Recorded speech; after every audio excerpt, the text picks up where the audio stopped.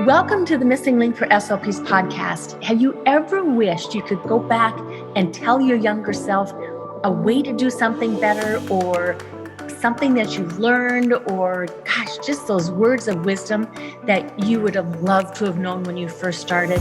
That's what this series is all about. I am interviewing guests and we reflect back on their words of wisdom and what they didn't learn in grad school. I think you'll be surprised by each one of these episodes. So sit back, listen, and enjoy.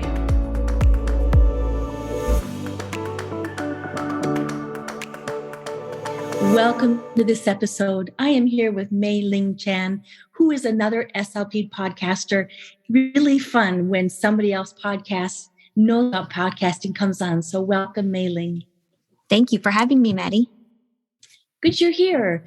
Tell us a little bit about yourself. You have a beautiful website, a podcast, books, very, very lots of offerings. Tell me what you do and where you come from.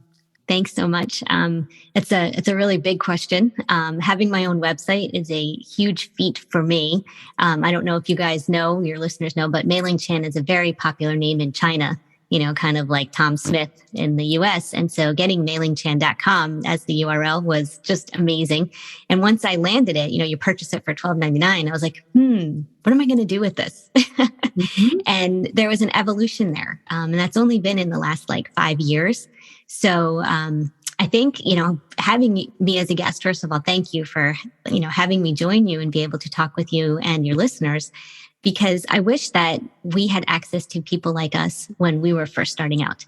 I was a return student. And so I had years of being home with my children. I had other home-based companies, and I decided to go back for my master's. And when I did start getting my feet wet and really going, okay, I could do more, than the one-on-one clinician services, that was in about 2012. So, here we are in 2022, and it's been this evolution, Maddie, of, what do I like to do? What are my skills? What are my talents? And what can I bring to the profession? And ultimately, that person that I'm sitting across from and delivering services to.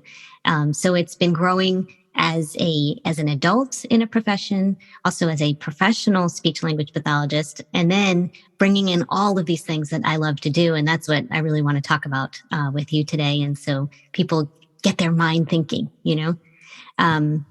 So I will say, if I could sum it up, I like to say that I am a industry historian, and the website that you're talking about, mailingchan.com, represents the 3 books that I have recently published. So I published 3 anthologies in 18 months, and that was all during the pandemic. And it was the most gratifying, beautiful, amazing experience of my life, Maddie. I connected with the co-authors and the intro writers, the forward writers, and the reviewers all over the world during the most stressful and just crazy time of our lives. And together we shared our stories of loving what we do in our professions. And I have had the absolute gift of being able to work not only with speech language pathologists, and they are mostly focused, of course, in the 3rd book in the series, which is Becoming an Exceptional SLP Leader. But I've also had the opportunity to work with people who are experts in augmentative and alternative communication. And those are people who use AAC daily. And so I say they are experts, of course. And then also people who have been part of the evolution of this whole field and building community.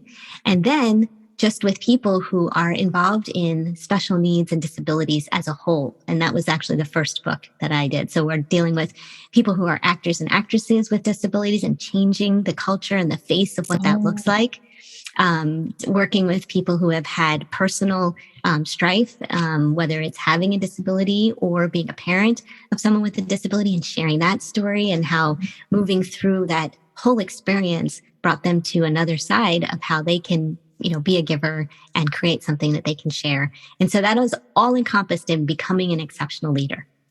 So you're a connector. Your books are connecting people's with their stories with us in our field. Your 3 books are Becoming an Exceptional Leader, Becoming an Exceptional AAC Leader, and Becoming an Exceptional SLP Leader. Correct. Wonderful, exactly. wonderful trio, like the holy trinity of becoming an exceptional leader for SLPs. And all three of these came out during the pandemic. Yes. Yeah. I'd like to say we are at the endemic stage now, but I don't think that that's official. So I think we're still using pandemic. Yes. Yes. I know. I don't think we're out. I don't think we're out. I think it's going to be going on for a little while yet. And I honestly don't know when we're going to get away from masks in the hospital setting. I think those will be a long time. We'll have those for a long time yet. One thing that strikes is the entrepreneurial, the building, the sky's the limit attitude that you have. Have you always been this way? This definitely comes from my upbringing. My father is an immigrant from Hong Kong who came to the United States, and he served in the Vietnam War and ultimately earned his U.S. citizenship. And then my mom, I like to say, was made in Colombia, but born on U.S. soil. So she is first generation Colombian.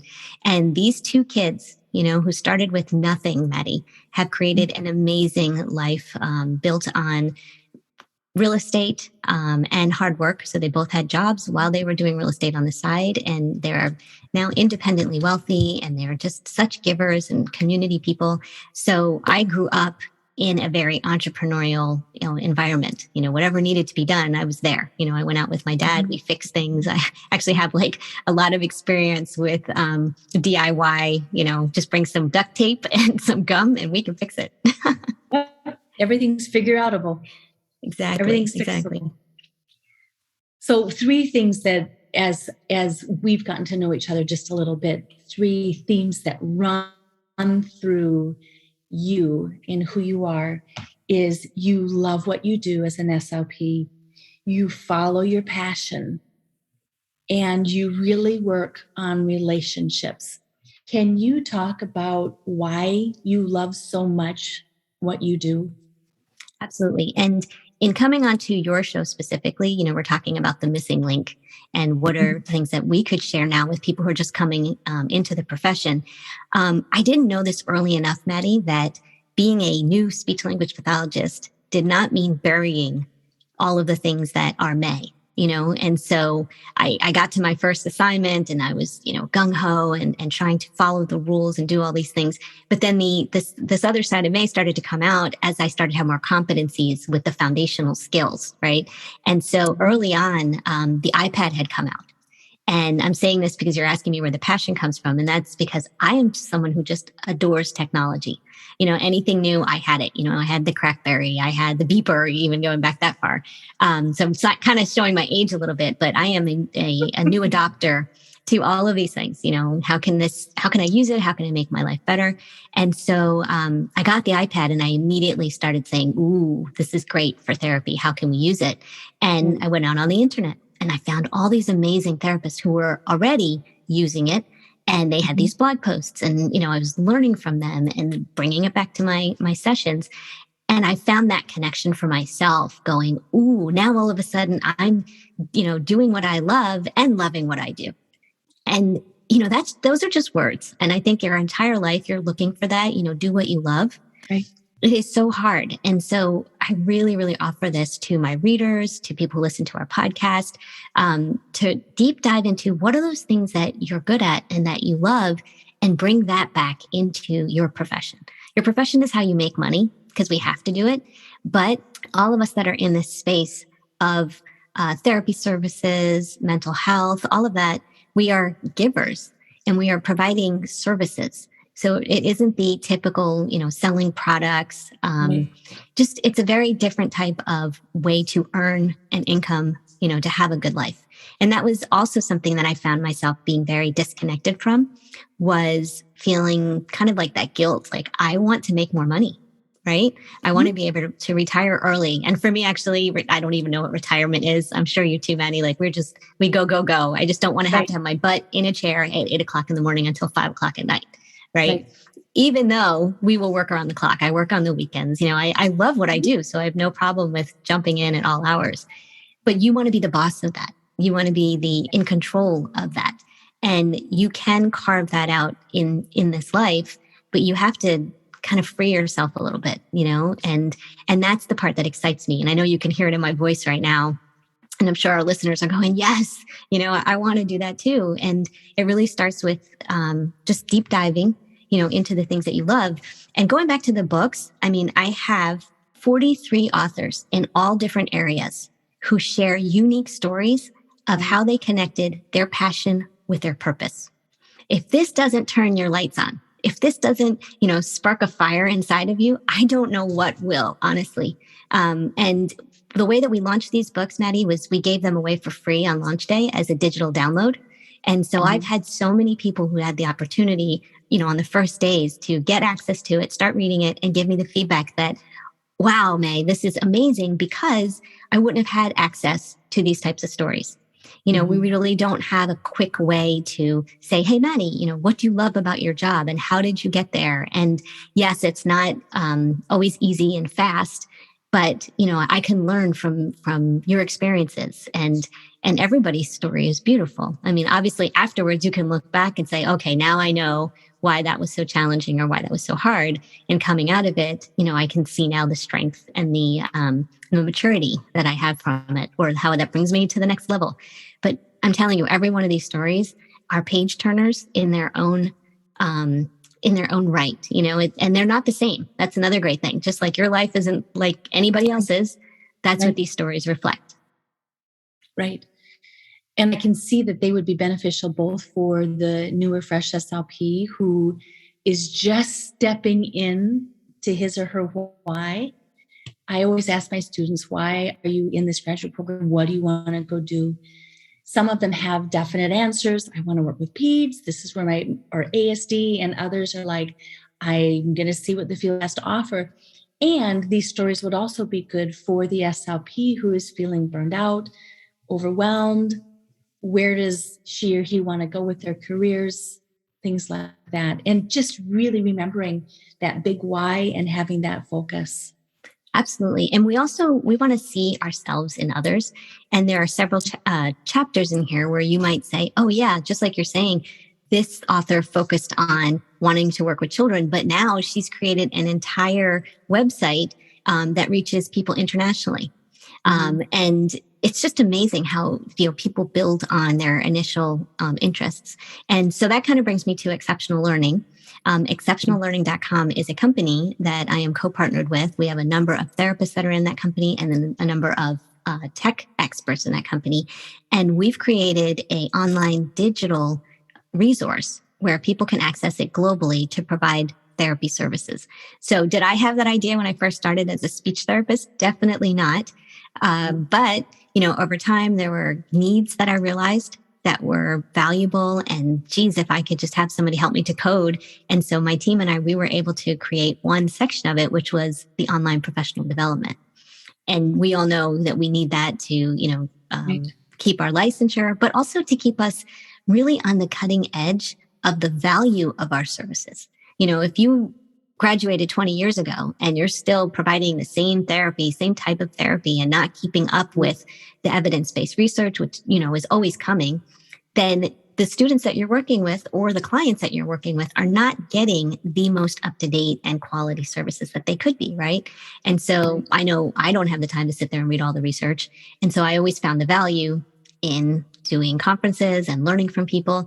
And over the years, online, really started to inch its way in. And then, of course, now with the pandemic, it's just ubiquitous. I went to ASHA this year in 2021, and there were only 4,300 attendees in person there, whereas in 2019, there were 18,000 attendees. So totally different. And so what we've done is we've said, okay, look, you can't go see your top presenters. That's okay. We have them online. And we're making this very, very different in that the people that are on our platform are people who have an audience, people know and love them. They see their courses as a product, as a service, as an offering, right? And they are sharing those also. And that goes into the gig economy. And so, we're also in that very shared economy mindset, like Uber and Lyft, where people are being able to have a job, and then they can do these things on the side and earn income. And we're also expanding now into content creation. And also, we're going to be offering a therapy marketplace, which is so much different, Maddie. I don't know if you've looked for a job lately, but I don't have to do anything. I get texts all the time. I get LinkedIn messages. There are so many jobs out there, but they're not what I want. So we're turning the tables on that. And the therapist is going to say, this is when I'm available. These are my areas of expertise. And you can, connect with me here. And so it's just a different way of doing it. And I really think that this is going to be amazing for our industry because there's such a shortage. So for new people, coming into the field, thank you so much. We need you, but we also need you happy. And that's where I feel like we're leading the industry again in this new idea of, you shape what it looks like when you're available. And if it's in person, great. If it's through teletherapy, we have everything you need to provide it. I love that because so many SLPs today feel that they have lost control. And so they come to my websites and this podcast saying, how do I get control back? How do I get the passion back? We are in this field because we are givers and we have a reason why we want to do what we want to do. And to be able to have these resources and that support and just that mainlining that passion, that drive, that excitement back in and being with like-minded individuals is just really an incredible offering. Exactly. And we need to stay with the people who are leading the industry. So, professionally, we use the words like thought leaders. Right. And it's essential because these are people who are plugging into all other industries, Right. And saying, hey, could that work here? And we need that because our field has become a little stale, a little archaic. And so this fresh new ideas is essential. And we're seeing that, we say the millennial group, but then there's also the group after that who are coming up and just so exciting, the woke population. We're not going to accept these things anymore. We have transgender, we have Black Lives Matter. I mean, there's just so many things that has moved into our speech therapy realm. One of the things I'm really proud of is the types of courses that we're offering. And we offer these conferences for free. So please follow us at Exceptional Learning because we have 5 conferences a year that each have 5 courses that are free and they are collaborative. So some of them might be a deep dive to a speech specific area, but most of them we're trying to do where you work with your occupational therapist or your social service provider and really bringing all team members to the table. So we're not so siloed in our offerings. And one of the conferences we did in the fall, Maddie, was about stuttering redefined. And because we're very school-based, this was essential because we were looking at what are the long-term ramifications of stuttering therapy. And so we had John Gomez on there, who's also an author in my books. And what he did was a documentary talking to adults who had had speech therapy.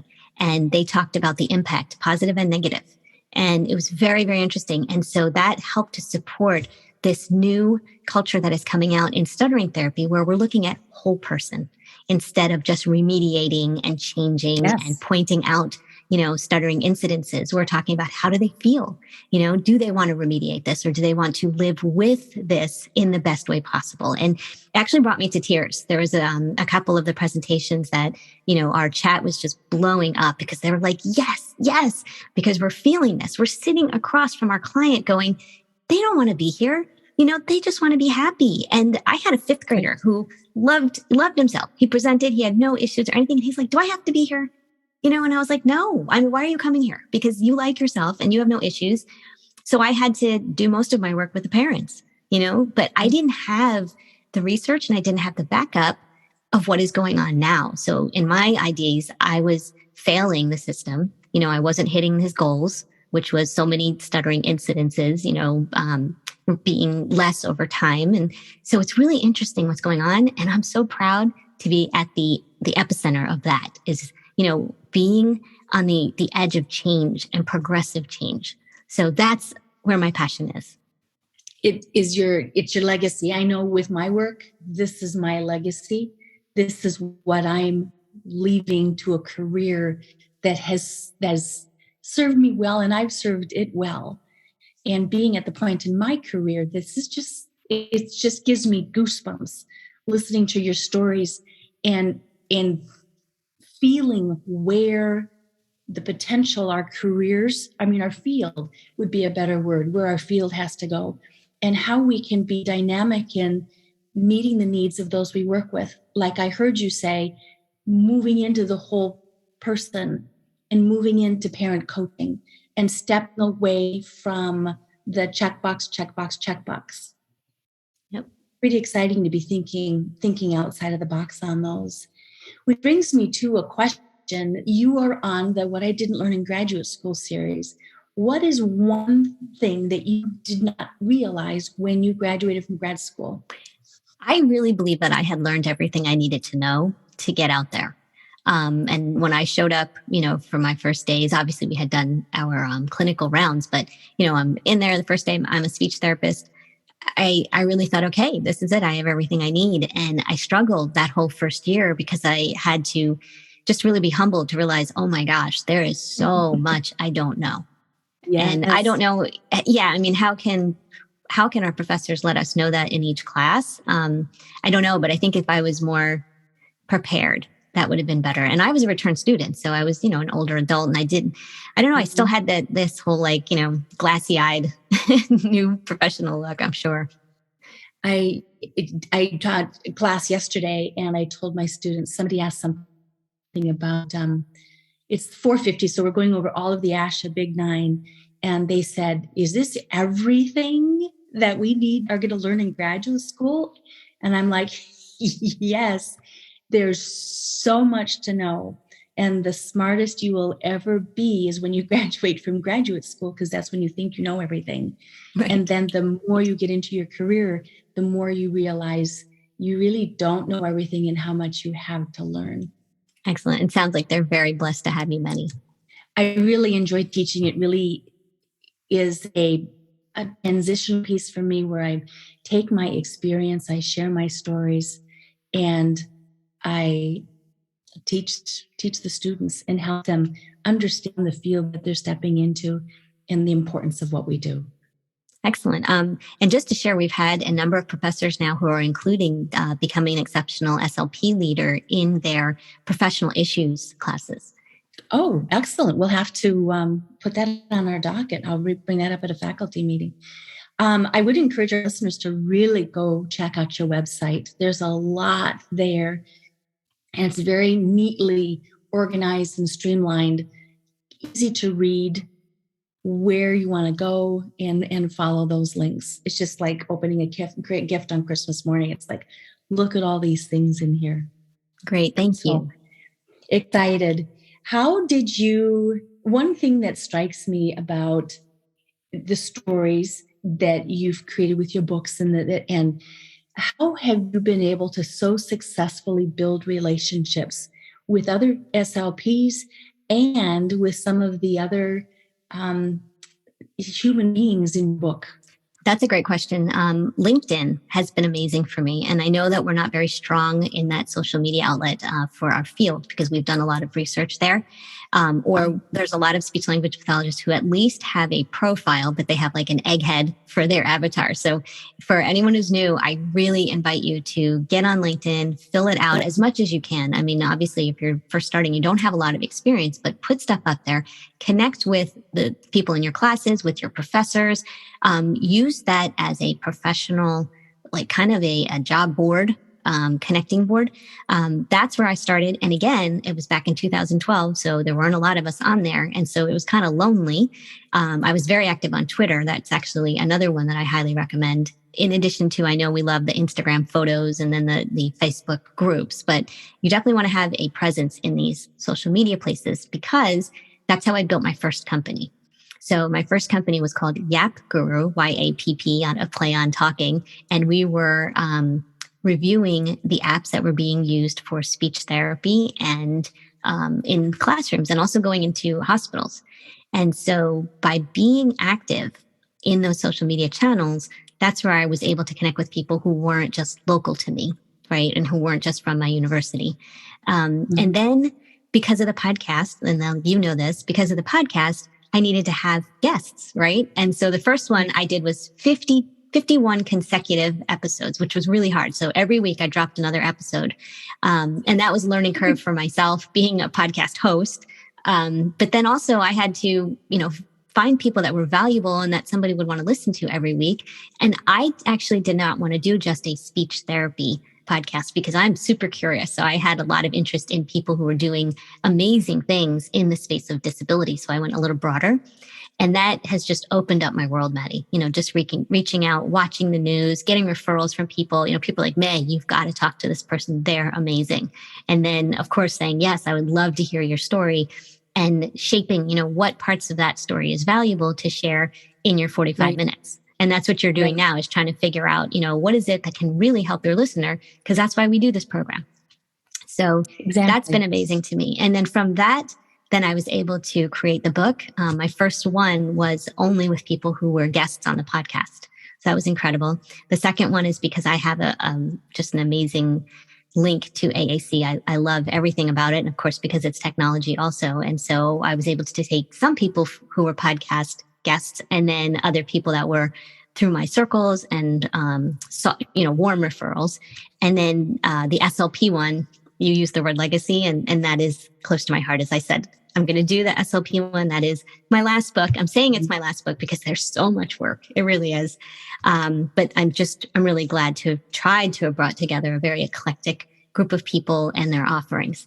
But I could go on. And I actually have had some calls already where people are like, May, we really want you to do something that possibly could be like mental health related or actors in disability related. That's a really big movement right now. And I know you've seen the change where it used to be somebody like Forrest Gump, where the person playing the role of someone with a disability doesn't actually have the disability. Right. So now we need to see people like us, whether it's gender or whether it's culture or whether it's disability. So there's a real push for that. But, all these people are outside my little SLP bubble. And so I just love that. I love having the connections with people. A really interesting one is for the Becoming an Exceptional AAC Leader book. I am so very honored that the person who wrote the foreword for that book is Alan Brightman. And he is the person who was hired to work with Apple and talk about disability with them, disability accessibility way back when. And so on my podcast interview with him, he talks about how he sat down all of the execs and top people and told them, put your hands under your lap and try to turn the computer in front of you on. And they all nervously laughed. And he's like, I'm not kidding. And that was the beginning of, you need to look at this from a different lens. And he started everything for us. So it's incredible for me. And I was referred to him, through a warm referral. Again, goosebumps. I have you ever heard that TED Talk? I'm not sure who it's by, but it's the Rejection Challenge. No. It's a wonderful TED Talk. It's about a gentleman, and I've developed something in my courses here on the SLP Rejection Challenge, but it's learning how to accept rejection, not on a personal, people likely aren't rejecting you for personal reasons. It's not the right time. It's not the right moment. It's, it's whatever. And working and moving and expanding into the circles you've expanded in. And so many of the greats in your book, the greats that I know that have been on the podcast, requires a fair amount of putting yourself out there and being okay with the rejection from some of the big names. It also, I don't really think I've had any rejections where somebody said, no, I have had amazing people come on who are outside of my world, because I work in the mental wellness world. I work a lot with suicide recovery. They're like, we would love to support you. So share with me how you developed the bravery, the fortitude to step forward into saying, this is what I want to do and where I want to go. What helped you take that first step across the threshold? That's a great, great question. And I would say 15 years ago, I would not be able to answer it maturely, is a great way to put it. I was definitely the person who wants to be liked, by everyone, just kind of that puppy dog, what can I do? How can I make your life better? And what do you mean you don't like me? But Brene Brown, has come into all of our lives and talking about vulnerability and leadership. And when I first started reading, I can say I really did not understand. I definitely had the what? what do you mean you say you don't know something? But reading a lot of different books and a lot of different thought leadership has helped me a lot. But I tell you, someone said to me the other day, just like you're saying it is, May, you're so courageous. And I said, that's funny because I don't get out of bed going, I'm going to be courageous today. Like it's just, I have this idea or I have something I have to do and I just am driven to do it. But then the universe has given me the extra challenge that I've always needed, which is you can't please everyone all the time. So the things that I do are very public and I've posted, things on Instagram. I've done an interview where I've, asked a question or I've responded a certain way. I put my books out, and people respond and they give you feedback. And every time you get that, you get the opportunity to grow. Whether it's you agree with them, you don't agree with them, you learn something, or Maddie, you learn to just say thank you for sharing and you don't let it eat at you. With the books, I have gotten wonderful feedback. I've gotten wonderful criticism and they've helped me for each of the next books. So I'd say my third one is the best, and just like when we practice, it's practice. You go out and it's your first swallow eval. You do your best. I put everybody on puree because I was afraid that they would have aspiration pneumonia, right? So I apologize, but I was erring on the side of caution. But with the books, I would say there is definitely times when I'll get a criticism and in the beginning it was like, oh, what? And I'm gonna have to have a glass of wine and think about this, or I'm gonna call my friends and talk to them about it. And they'll tell me, you're a wonderful person, May. This is just someone's opinion. And then there's times that I learned and I was like, you know what, they're right. And I'm not going to do that the next time. And I'm going to shape that, I'm going to work on it. But yeah, it's the last book I have to say was the first time that I was like, you know what? I'm really, really proud of this. And I appreciate everyone's opinions. And I stick to all the decisions that I made. And I'll tell you, you might not be getting this on your podcast, but I have gotten this is why was this person in it? And why wasn't that person in it? And I'd say, because I can only do 14 or 15, I'm not doing an encyclopedia, but in the beginning I'd be like, oh gosh, you're right. I don't know. And after a while I was like, no, I'm going to make my decisions and I stand by them. And I know why and why not. I have good reasons and sometimes just didn't work out. And you just have to stand by yourself. But that only comes with experience. And for any of us who are going to have children or have children, this, Maddie, you can't just open the head of your child and put all of your experience in their head, right? No. And protect them from everything in the world, right? Yeah. And they need to go through it. And so I can say that as an author of 3 published books that have all made Amazon bestseller for at least a day, I have been through a lot to get to this point, and I'm very proud of it. And I have learned so much. And I thank everyone for their positive and negative feedback. It's helped me to grow as a person. I listened to a podcast by Amy Porterfield, and she had an episode where she talked about there's no such thing as bad decisions because we make the decisions that we make at the time with the information that we have, and then we evolve from that decision. We either say, yes, that was a good decision, or I'm going to change it so it's a better decision in the long run.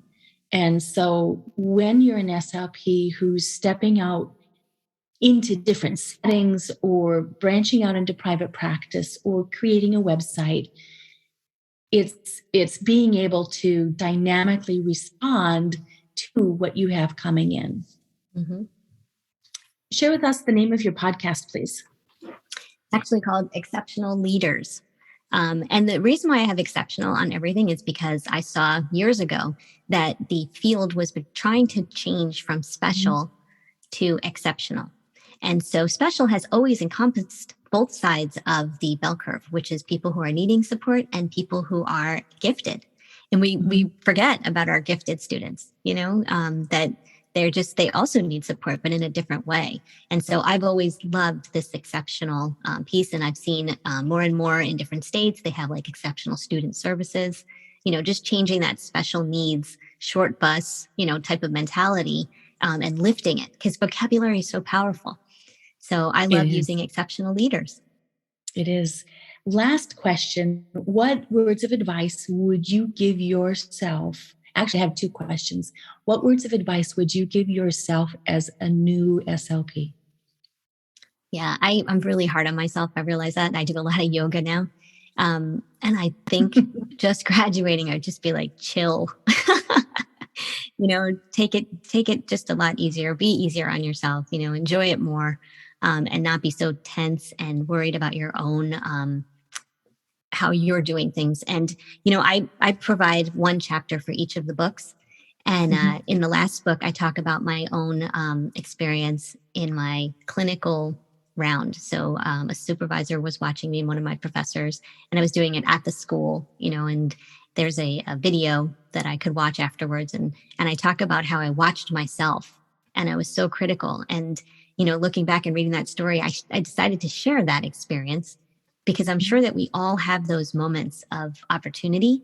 So it's opportunity to grow, but then also just, being so hard on yourself. And so like I look back and I forgive myself for being so hard. So I really offer this is, see all these things as opportunities, not criticisms. Mm-hmm. Are there any words of advice you were given that you were grateful you did not follow? Yeah. Okay. So there's one. And that was if I stay in the school system for like ever and ever, then I could retire and I could have a pension and all of that. And I was like, there's no way I'm doing that. And I'm so glad because, financially, I am so much better off now than if I had stayed and done the step system of getting, incrementally.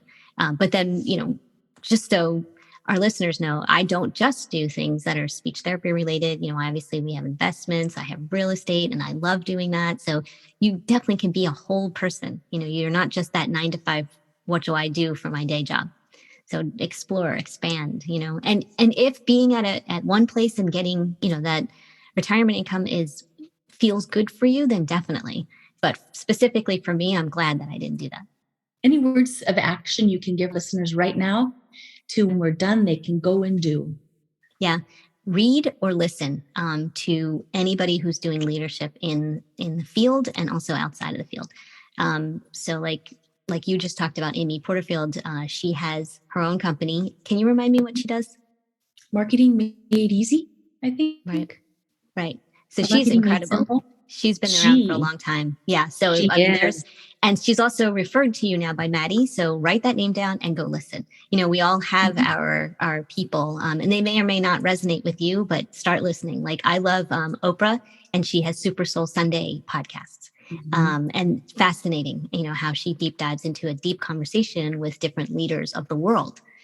So I love doing that, but just always be learning, always have that mindset that whether you're listening to a podcast, reading a book, watching a TED Talk, definitely give yourself that time to do it. I can't help myself, Maddie. I'm sure you're like that. I'm always like, oh, Brene Brown's new book is out. It's called Atlas of the Heart. I already have it, But yeah, go outside the field. I have that book as well, and I'm going to be launching a book club every month of thought leader books, just outside of our field, but coming together as a common ground as SLPs. And I just looked up Amy Porterfield and it's Online Marketing Made Easy. Perfect. So, and I was referred to her by another SLP who was a guest on the podcast. And it's linking all of those. This is why this is called the missing link, is we all, if we share, connect, learn from one another, are curious and support one another, it makes the world a better place. Not that life is all rosy and perfect. Life can be hard. Life can be challenging. You'll have those 3 a.m. thoughts, which is another good website. Lots of good things out there. And you don't have to do it alone. So absolutely. I love your passion. I love your drive. Tell us once again where to find you, please. Great. So you could find me mailingchan.com. Mailing looks like mailing a letter. And then Exceptional Learning, and we spell it XCEPTIONAL learning.com. And that's where you'll find the professional development. Definitely sign up for the free membership so you'll get the free conferences. And then we do ASHA reporting. I know that's really important to a lot of people. And we also have AOTA approval. So we're also doing occupational therapy courses. And then the teletherapy and digital content is also available. So you can follow us over there. And the Exceptional Learning podcast. Lots that you're offering. Thank you for everything. Thank you for coming on today. Thank you, Maddie, for having me. And it's been great to hang out with you.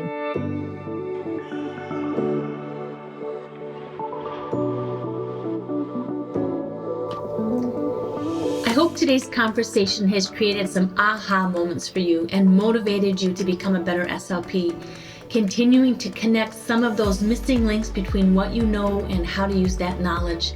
Thank you for downloading the Missing Link for SLP's podcast. And if you enjoyed the show, I'd love you to subscribe, rate it, and leave a short review.